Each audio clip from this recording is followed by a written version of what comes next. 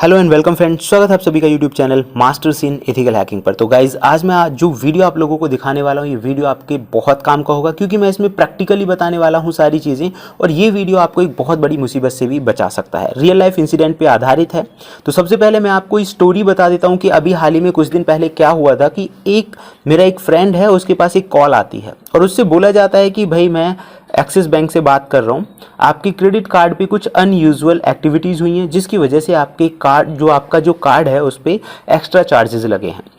मेरा फ्रेंड को थोड़ा इस चीज़ का आइडिया नहीं था कि वो किस तरह से, उसे लगा कि बैंक से ही शायद कॉल होगी और वो क्रेडिट कार्ड वगैरह का इस्तेमाल करता रहता है, तो उसे लगा कि शायद हो सकता है।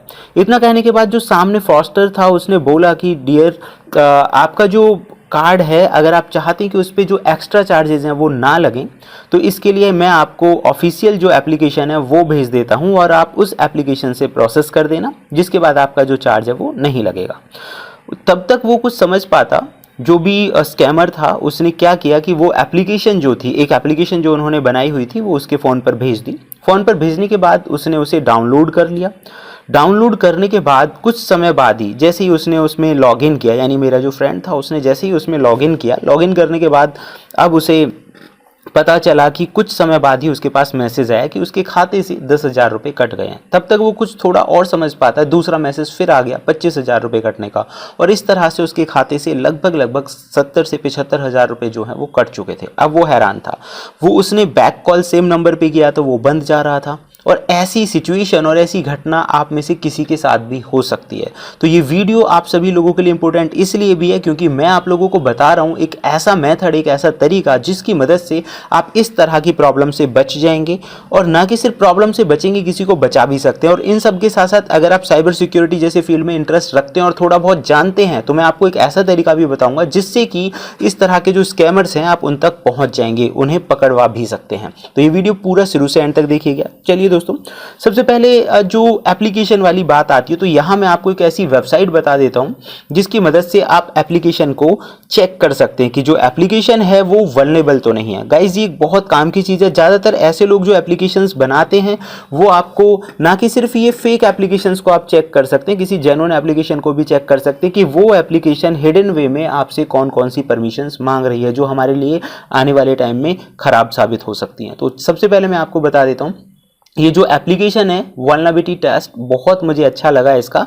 और आप देखेंगे इसके लिए आपको कोई टेक्निकल नॉलेज होने की ज़रूरत नहीं है कि आप साइबर सिक्योरिटी फील्ड के बारे में जानेंगे या आपको टेक्नोलॉजी की अच्छी नॉलेज हो, तब भी ये कर सकते हैं। आप एक स्टार्टर हैं, फ्रेशर हैं, नॉर्मल कंप्यूटर ऑपरेट करना जानते हैं, तब भी इस चीज़ का आप इस्तेमाल कर सकते हैं। तो सबसे पहले देखिए, जो भी एप्लीकेशन थी आप उस पर क्लिक कीजिए, देखेंगे वो एप्लीकेशन को मैं यहाँ पे ओपन कर देता हूँ। सो गाइस, जैसे ही आप यहाँ पे देखेंगे, जैसे ही आपने उस एप्लीकेशन को अपलोड किया, ये थोड़ा सा टाइम लेगा and after then you will see amazing things. अच्छा, मैं एक और चीज़ आप लोगों को बता देता हूँ कि देखिए, किसी भी वेबसाइट में, सॉफ्टवेयर में या एप्लीकेशन में कहीं ना कहीं कोई कमी जरूर रहती है। 100% कोई भी चीज़ पूरी तरह से सिक्योर नहीं है। इस डिजिटल वर्ल्ड में अगर हम ये सोच रहे हैं कि 100% कोई भी चीज़ सुरक्षित है, तो ये कहीं ना कहीं हमारी गलतफहमी है। तो जिसने भी उस तरह की एप्लीकेशन को बनाया, फेक या फ्रॉड एप्लीकेशन को बनाया है, उसने भी कहीं ना कहीं कुछ ना कुछ गलती तो जरूर की होगी। तो ये एक तो है कि जेन्युइन एप्लीकेशन भी आप चेक कर सकते हैं, दूसरा ये है कि फेक और फ्रॉड एप्लीकेशन में तो बहुत सारी वल्नरेबिलिटीज और चीजों को ये आपको दिखा देगा। जैसे कि गाइस आप यहाँ पे देखेंगे, मुझे इसका वे ऑफ एक्सप्लेनेशन काफ़ी इंटरेस्टिंग लगा। जैसे कि आप यहाँ पे देखेंगे, रिस्क थ्रेट एनालिसिस इसने जो किया है, इसमें ये बता रहा है कि 30% हाई रिस्क थ्रेट्स है। मतलब ये हाई रिस्क वाली चीज़ें हैं इसमें 30%, 10% वार्निंग वाली हैं, 20% जो है लो रिस्क है। मतलब रिस्क तो है और मीडियम रिस्क वाले भी इसमें काफ़ी ज़्यादा मटीरियल है। तो आप देख सकते हैं कि पूरा का पूरा ये हमें दिखा रहा है रिस्क की एप्लीकेशन है। दूसरा आप यहाँ पे देखेंगे, सिक्योरिटी रिक्वायरमेंट्स में ये काफ़ी सारी चीज़ें आपको शो कर रहा है। सबके अलावा अब हम यहां देखते हैं कि जो भी एप्लीकेशन है जो फेक है या किसी फ्रॉड ने आपके पास भेजी है, तो आप यहां पे देखिए ये दिखा रहा है 4 आउट ऑफ 6 वल्नरेबिलिटी डिटेक्ट, यानी इसके अंदर 6 वल्नरेबिलिटीज जो हैं वो डिटेक्ट हुई हैं। और ये दिखा रहा है किस तरह की हैं, तो आप यहाँ पे जाके चेक कर सकते हैं। ऐसे ही आप यहाँ पे देखेंगे, जो ये मीडियम लेवल की वल्नरेबिलिटीज़ हैं, ये हाई लेवल की थी, मीडियम लेवल की हैं, अलग अलग तरह की। जैसे नेटवर्क से रिलेटेड हुआ, क्रिप्टो यहाँ दिखा रहा है, प्लेटफॉर्म रिलेटेड ये दिखा रहा है, रेजिलियंस दिखा रहा है, स्टोरेज रिलेटेड भी यहाँ पे जो वल्नरेबिलिटीज़ हैं उसने डिटेक्ट करी हैं। अब इनके बारे में इनके बारे में अगर आप डिटेल में जानना चाहते हैं तो आप देखिए इसके इश्यूज क्या हैं। जैसे कि आप यहाँ पे देखेंगे आईपी एड्रेस डिस्क्लोजर, यानी कि ये वार्निंग है, आपका आईपी एड्रेस डिस्क्लोज कर सकता है और इसके बारे में पूरी जानकारी यहाँ पे दी गई है, डिटेल्ड इन्फॉर्मेशन है कि ये क्या है, अगर आपकी समझ में नहीं आ रहा है। जो लोग वल्नरेबिलिटी यानी बग बाउंटी हंटिंग का काम करते हैं या वल्नरेबिलिटी असेसमेंट का काम करते हैं, उन लोगों के लिए तो एकदम जबरदस्ती एप्लीकेशन है। यानी इस तरह की वल्नरेबिलिटीज का ही फायदा उठाकर उस एप्लीकेशन का जो उस एप्लीकेशन की जो कमियां हैं, उनकी जो चीज़ें हैं उन्हें आप देख सकते हैं। वो काफ़ी सारी चीज़ें इसने विदाउट पेड भी यहाँ आपको शो कर दी हैं। जैसे कि आप यहाँ पे देखेंगे वीक हैशिंग एल्गोरिदम दिखा रहा है। तो अगर कोई भी फेक और फ्रॉड एप्लीकेशन किसी ने आपके पास भेजी है और वो वल्नरेबल है, यानी उसके अंदर कोई वल्नरेबिलिटी है, तो इस वल्नरेबिलिटी की मदद से उसका जो क्रिएटर है उस तक पहुँचा जा सकता है। ये एक तरीका था। दूसरा, इसके अंदर और बहुत सारी चीज़ें हैं जो आपको, जो लोग एक्सपर्ट हैं वो इन चीज़ों का आकलन कर सकते हैं। बाकी जो लोग एक्सपर्ट नहीं है वो देखिए यहाँ से इन चीज़ों का पता लगा सकते हैं कि जो एप्लीकेशन है वो किस तरह की है। अब मैं फाइनल स्टेप में आप लोगों को बताता हूं कि इस तरह की कंडीशन में आपको करना क्या है।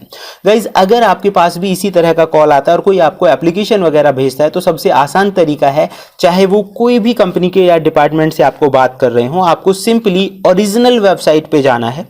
ओरिजिनल वेबसाइट पे जाकर के वहां पे जो भी चीज़ें आपको बताई गई हैं कि मैं उस बैंक से बात कर रहा हूँ, उस कंपनी से बात कर रहा हूँ, ओरिजिनल वेबसाइट पे जाके वो डिटेल्स आप वहाँ पे जो चैट बॉक्स होता है वहाँ से कंफर्म करिए, ईमेल भेजिए या टोल फ्री नंबर पे कॉल करके वो सारी डिटेल कंफर्म करिए उस एम्प्लॉय की। अगर चीज़ें जेन्युइन हैं तो आप आगे प्रोसीड कर सकते हैं, अदरवाइज अपनी पर्सनल इंफॉर्मेशन किसी को भी ना दें। आपको सबसे पहले जो बैंक का कस्टमर केयर का नंबर है उस पर आप कॉल करें और जो अपना अकाउंट है उसे ब्लॉक करवा दें, या ताकि और ज़्यादा जो ट्रांजैक्शंस हैं वो इस तरह की ना कर सकें। आपकी जो ट्रांजैक्शन हुई है उसे भी आप ब्लॉक कर सकते हैं। इससे क्या होगा कि आपका जो पैसा है वो रुक जाएगा, आगे फ्रॉडस्टर तक नहीं पहुंचेगा, जो स्कैमर है उस तक नहीं पहुंच पाएगा।